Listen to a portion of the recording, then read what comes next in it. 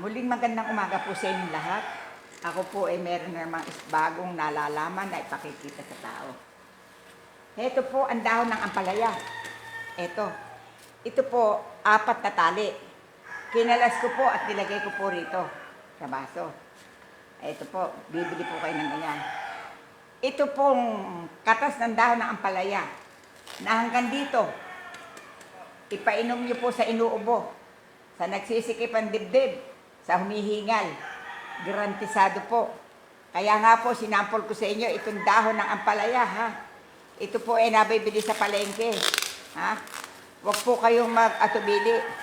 Malalapad po ang dahon nito, ganyan po ang dahon nito yan, o, ganyan. Pungkulin niyo po ang 5 tali.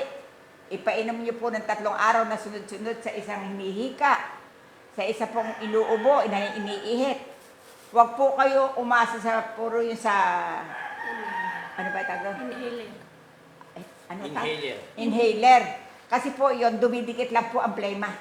Kaya po kung sakali man na nagkataon pong papauwi na po itong aking ginamot, ang ginawa ko po ay sinampol ko para, hoy kayo mga naririyan, yung mga batang mga inuubo, yung mga iniihit na sa ubong walang tuyo-tuyo plema, eto lang po ang makagagaling sa inyo. Tapos magpakulo po kayo ng kalahating litong tubig, ipaamoy niyo po sa bibig niyo.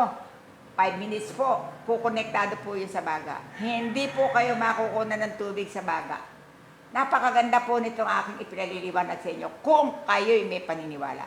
Kaya kung sakali man po, ako po ipakinggan ninyo, ito, pinupungol po yan, tsaka po yan ay kinakatas, yan. Lalamutakin po yan.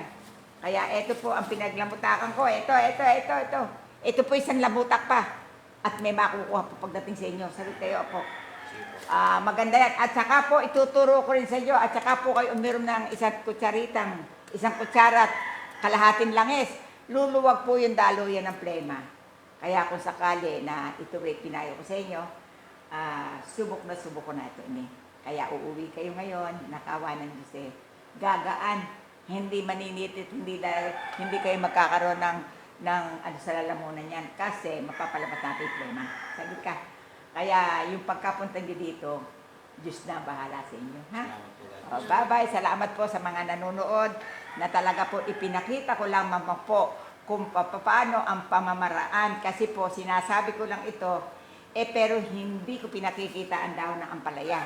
Kaya po ngayon, sana naman sa akin sinabi sa araw at oras nero, ang gusto ko lang po, yung may mapulot kayo kay Mother Parin. Ito lang po ang gusto ko. Salamat po, magandang hapon po, tanghali sa mga nagpapalo kay Mother Parin. Bye-bye po, bye-bye. Bye po, God bless. Salamat. Thank you po.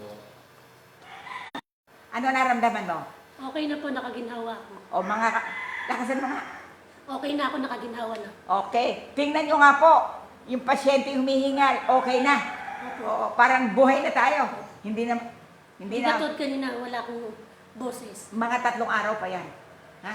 Sige ha. Pinakita natin sa tao ang galing ng husay ng ampalaya. O, bye-bye. Thank you po.